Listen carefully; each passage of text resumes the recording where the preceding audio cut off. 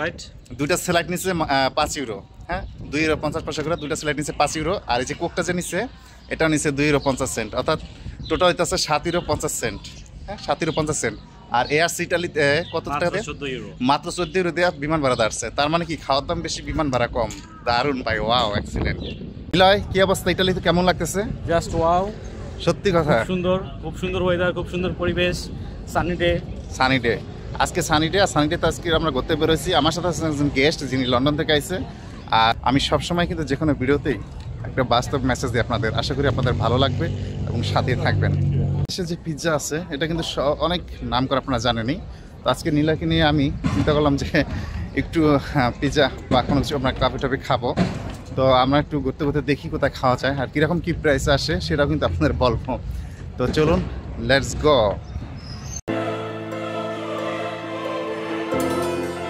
তো দেখি আমরা আসলে পিৎজা খাবো। আর পিৎজা খাওয়ার জন্য আমরা এখানে খুঁজতেছি।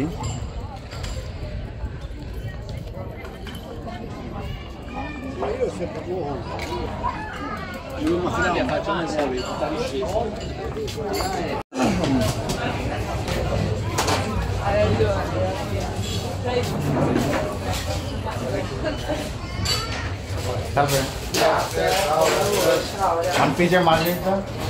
Margherita? Sì. Ok. A me non sono bello. Senta zitto qua. How much? 5 euro. 5 euro. 5 euro. Okay.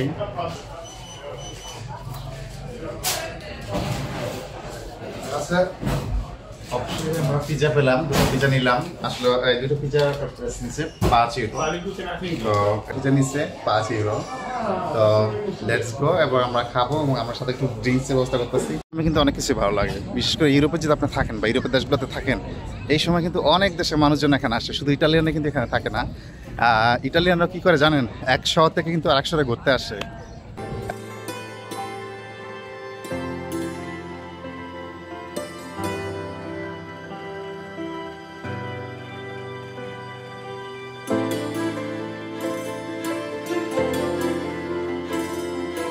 এরাও কিন্তু এক শহর থেকে আরেক শহরে ঘুরতে আসে। এখানকার রাস্তাঘাটগুলো কিন্তু চলার জন্য যে রাস্তাঘাটগুলো দেখতেছেন এটা কিন্তু শুধু হাঁটার রাস্তা। হ্যাঁ, এই যে রাস্তাটা দেখতেছেন এটা কিন্তু শুধু হাঁটার রাস্তা। পাশে কিন্তু আছে আবার সাইকেলের রাস্তা। সাইকেলের রাস্তাটা আলাদা, আবার কিন্তু গাড়ির রাস্তাও আছে। তো আজকে আমার ভালো লাগতেছে। আমি পাইছি নীলয়রে, সে একজন বাংলাদেশি।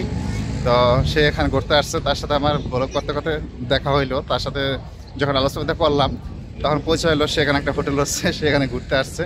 তো আমার ভালোই লাগলো। তো আমি চিন্তা করলাম যে যেহেতু উনি আমার এলাকার গেস্ট, তাই ওনার সাথে একটু ঘুরে আজকে একটা ব্লগ ভিডিও করি। আমি সময় পাই না, আমি মাঝে মধ্যে আপনাদের জন্য ভিডিও আপলোড করি। হয়তো বা সেখানে কোনো কিছু ইনফরমেশন দেওয়ার চেষ্টা করি। যারা ইউরোপে আসতে চায় তাদের জন্য কিছু ইনফরমেশন দেওয়ার চেষ্টা করি, যতটুকু আমি জানি, যতটুকু আমি জানি। আমি আসলে এখানে ওইরকম কোনো কিছু প্রফেশনাল না ইনফরমেশনের ব্যাপারে, আমারও ভুল হইতে পারে। তবে যে কোনো ইনফরমেশনই আপনারা একটু যাচাই করে নেবেন, কারণ আমি যে ইনফরমেশন দিব সেটা হয়তো বা 100% সত্য নাও হতে পারে। তবে আমি চেষ্টা করি যতটুকু বুঝি বা যতটুকু জানি বা যতটুকু আমার অভিজ্ঞতা আছে তার ভিতর থেকে আপনাদের ইনফরমেশন দেওয়ার চেষ্টা করি। তো এই পাশে দেখতে পাচ্ছেন আপনারা সি বিচ। হ্যাঁ, এখানে কিন্তু সি বিচে কিন্তু প্রচণ্ড পরিমাণে লোক হয় সামার টাইমে। এখনও শুরু হয় নাই ইটালিতে। এই যে সি বিচগুলো আছে এখানে এখনও শুরু হয় নাই, বাট বেশ কিছুদিন পরে কিন্তু এখানে অনেক লোকজন আসবে। এখানে কিন্তু বেশ কিছুদিন পরে আরও লোকজন হবে। এখানে প্রত্যেকটা চেয়ারে কিন্তু ফুলফিল থাকবে। তো ভালো লাগতেছে আসলে হাঁটতে। বিকেলটা মনে হয় বেশি সুন্দর হয়। তারপর আজকে আমরা সকাল সকাল বের হয়ে গেছি। তো আমরা এখন যে শহরে আছি, শহরটা কিন্তু খুবই সুন্দর, দেখতেই পাচ্ছেন। সামারের টাইম, এই সামার টাইমে কিন্তু প্রচণ্ড লোকজন আসলে রাস্তায় বের হয়ে যায়। ইটালিতে কিন্তু বেশিরভাগই প্রচুর পরিমাণ ট্যুরিস্ট হয়। হ্যাঁ, নীলাও যেমন ঘুরতে আসছে, সেও একজন এখন ট্যুরিস্ট। সে দেশে খাওয়া দাওয়া করবে, সে দেশে থাকবে। আপনি হোটেল উঠছেন না? জি, এই যে এখানে একটা হোটেল আছে, এখানে উঠেছি। আচ্ছা আচ্ছা, এটা কতদিনের জন্য বুকিং দিচ্ছেন? 3 দিন? 3 দিনের জন্য বুকিং দিয়েছি। আচ্ছা আচ্ছা, হ্যাঁ বলছিলেন যে 3 দিনের জন্য বুকিং দিচ্ছে। এখানে রুম টুম সব খুবই প্রিমিয়াম। আচ্ছা আচ্ছা, যাই হোক উনি হোটেলে উঠছে, এখানে 3 দিনের জন্য উনি আসছে গেস্ট। তো 3 দিন পরে সে আবার হয়তো কালকে 2 দিন পরে সে চলে যাবে। এখানে ঘুরতে আসছে। তো এরকম অনেক টুরিস্ট আসে এখানে, প্রচণ্ড পরিমাণ টুরিস্ট আসে এখানে, প্রতি বছরে টুরিস্ট আসে। তবে সামার টাইমে কিন্তু টুরিস্ট আসে। শীতের ভিতরে কিন্তু এইসব জায়গায় এখন যে লোকজন দেখছেন বা আমার পিছনে যে সব লোকজন দেখছেন, সামার টাইমে কিন্তু এই রকম লোকজন হয়।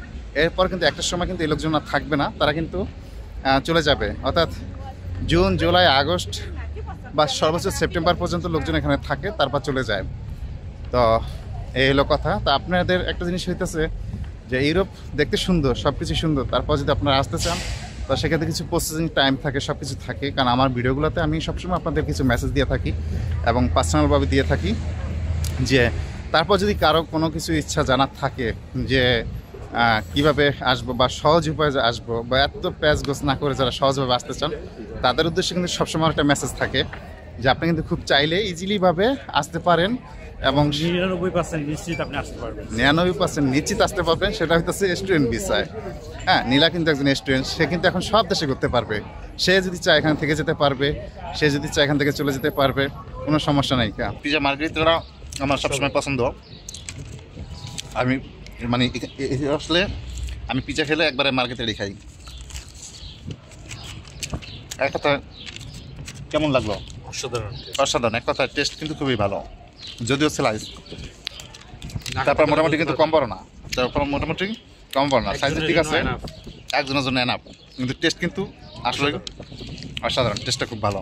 ইটালিয়ান পিৎজা আসলে বিশ্বের নাম করা, এটা না খেলে আসলে বোঝা যায় না। আপনি যদি এদেশে পিৎজাটা খান তাহলে বুঝবেন, ভুলে যাবেন, এটা সত্যি কথা, এক কথা অসাধারণ।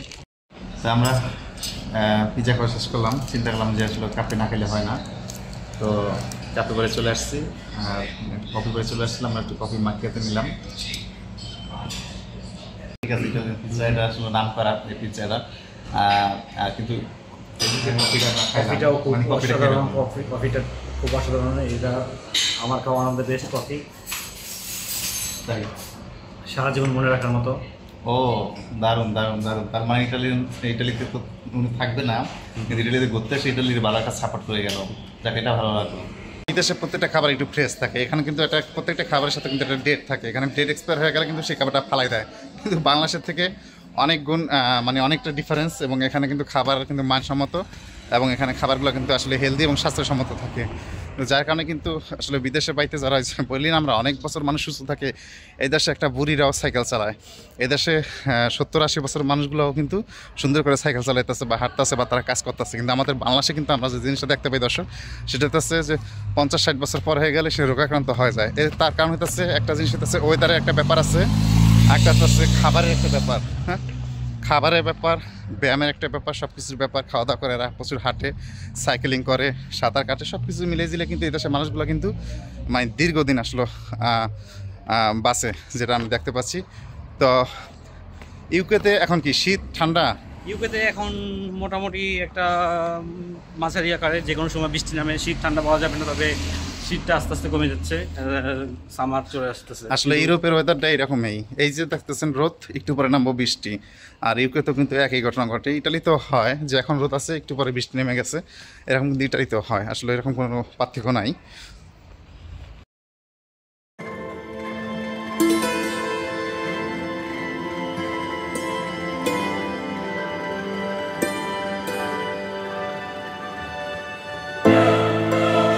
আচ্ছা নীলা, ইটালি দেখতে কেমন? ইটালি তো জাস্ট ওয়াও, খুব সুন্দর এই পরিবেশে আমরা দাঁড়িয়ে আছি। সুন্দর, আসলে ইটালি দেখতে সুন্দর, নীলার কিন্তু কথা। আসলে ইটালি দেখতেই সুন্দর। আজকে চলেন আমি যে এলাকাতে থাকি সেই এলাকাটা একটু ঘুরে দেখাই নীলার সাথে, যেহেতু নীলা আছে আমার সাথে। দর্শক থাকবেন আমার সাথে, নাহলে আপনিও মিস করবেন।